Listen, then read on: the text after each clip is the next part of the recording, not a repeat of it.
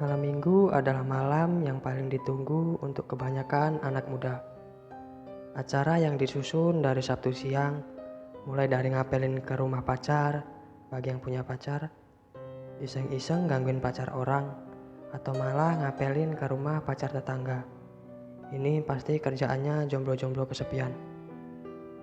Waktu itu di sebuah tanggal di bulan November tahun 2007. Aku beruntung punya pacar yang bisa diapelin dan diajak jalan-jalan, sehingga tidak termasuk ke dalam kelompok jomblo kesepian yang kurang kerjaan itu. Malam itu aku berencana ngajakin jalan pacarku, yang kebetulan ada acara seru di pusat kota. Jam 18.30, aku dan motorku sudah sama-sama ganteng, namun sial. Jam 19 malah hujan besar. Bakalan gak jadi nih acaranya, pikirku. Ternyata langit malam itu masih berbaik hati kepadaku. Tepat jam 19.45 hujan pun reda. Dengan gerak cepat, aku mengeluarkan belalang tempurku. Meski rada protes, akhirnya motorku pun mau juga diajak kerjasama. Dengan aku janjikan membelikannya pelumas terbaik dan memandikannya lagi besok. Ketika sampai di pertigaan jalan, aku sempat bingung memilih jalan antara mengitari jalanan yang ramai atau lewat bulak. Bulak adalah area persawahan dan kebun kosong yang sepi. Karena waktu yang terbatas, akhirnya aku memutuskan untuk lewat bulak saja. Lumayan mempersingkat waktu juga. Untunglah malam itu malam minggu. Setidaknya masih ada orang yang lewat sana. Meski hanya 1-2 orang. Sesampainya di sana, buset dah. Ternyata kenyataan gak selalu sinkron dengan khayalan. Keadaan malam ini sangat sepi, ujar batinku.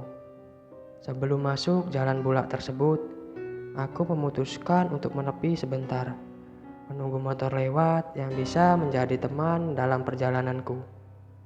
Aku mengeluarkan rokok dan menghisapnya untuk mengusir sepi dan rasa takutku.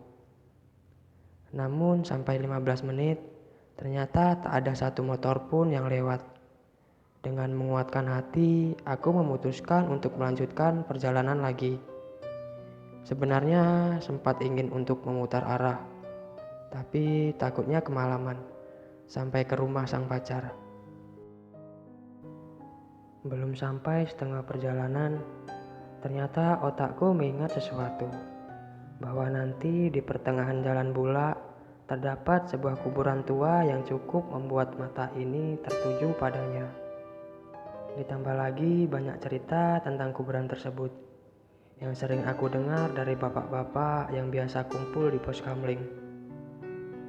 Semua ceritanya adalah cerita seram, tidak ada cerita romantis-romantisnya. Ah, kenapa aku baru mengingatnya sekarang, bukan tadi pas masih di pertigaan? Sesalku. Perjumpaan itu akhirnya tiba juga. Mataku dengan sukses tertuju pada komplek kuburan tersebut. Keringat dingin pun mulai bermunculan di permukaan kulit. Cool saja bro, gak usah diliatin terus, gak ada apa-apa kok.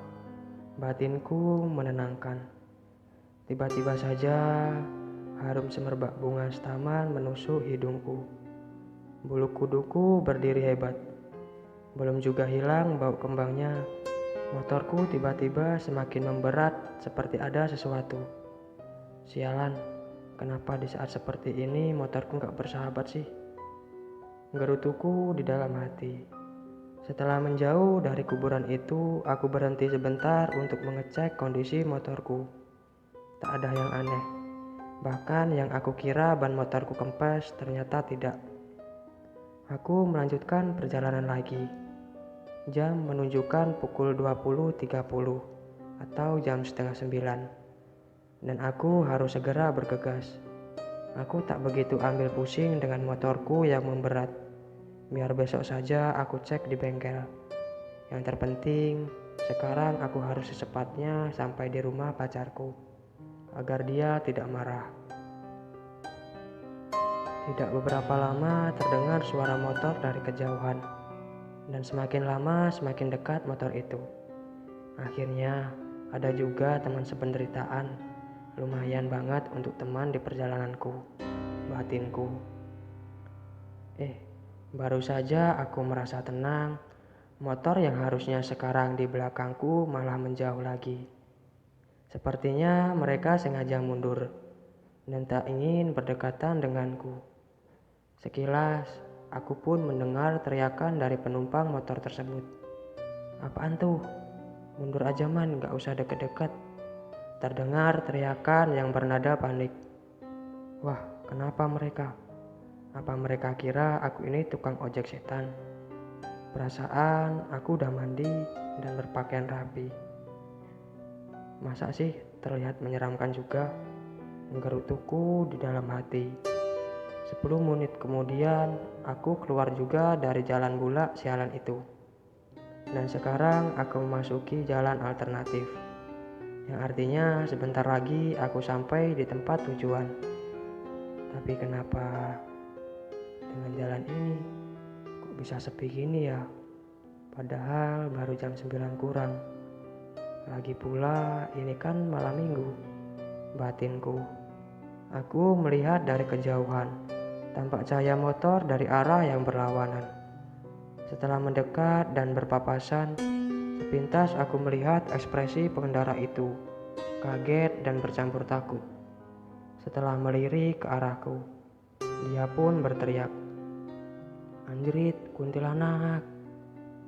Teriaknya sambil menarik gas motornya dengan kencang.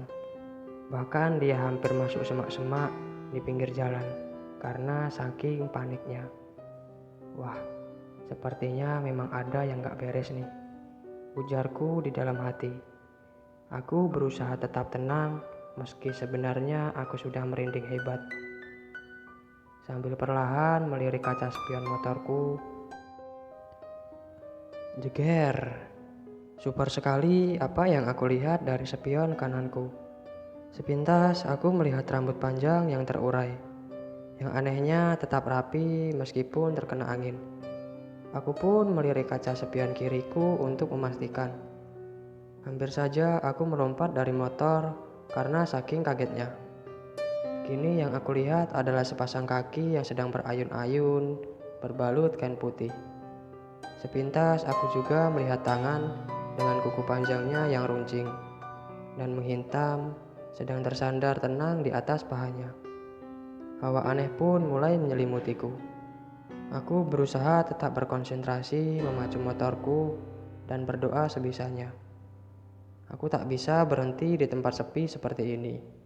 Bisa-bisa aku malah diculik sama penumpang gelapku ini. Seperti hampir sampai di pertigaan jalan, bau harum kembang setaman itu tidak tercium lagi. Dan secara tiba-tiba motorku terasa menjadi ringan seperti sedia kala. Aku memberanikan diri untuk melirik spionku lagi. Alhamdulillah, wanita itu sudah hilang.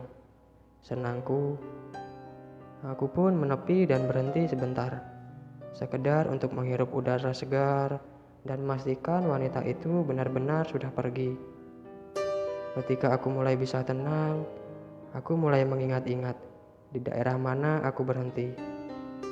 Dek. Jantungku pun berpacu kembali. Ternyata ini di komplek kuburan dan tepat di seberang jalan. Di depan pintu masuk komplek kuburan itu, aku melihat sesosok wanita berambut panjang memakai kain putih, sedang berdiri menatapku dengan wajah yang pucat. Sepertinya dia tersenyum ke arahku. Wah, langsung saja aku menyalakan motorku dan pergi dari tempat tersebut. Bukan arah ke rumah pacarku yang aku tuju, tapi aku lebih memilih menuju alun-alun kecil yang cukup ramai karena saking takutnya. Aku pun memesan sebuah teh botol dan sebatang rokok di salah satu kios. Kini perasaanku mulai tenang kembali. Aku juga mulai menikmati keramaian malam minggu di alun-alun kecil ini. Baru saja aku selesai menelepon pacarku untuk menjelaskan aku tak jadi ke rumahnya. datang 2 orang laki-laki menghampiriku. Mas, masnya tadi yang lewat Bulak itu kan? Aku hafal sama motor dan jaketnya mas. Tanya laki-laki yang berbaju hitam. Oh iya mas, kok mas bisa tahu? Ujarku. Kita tadi yang ada di belakang motornya mas. Tapi tadi kita terpaksa mundur lagi, ucapnya lagi. Mas, di mana-mana yang namanya malam minggu itu ngajak jalan pacaran. Lah ini malam mingguan malah ngeboncengin kuntilanak. Apa enaknya coba?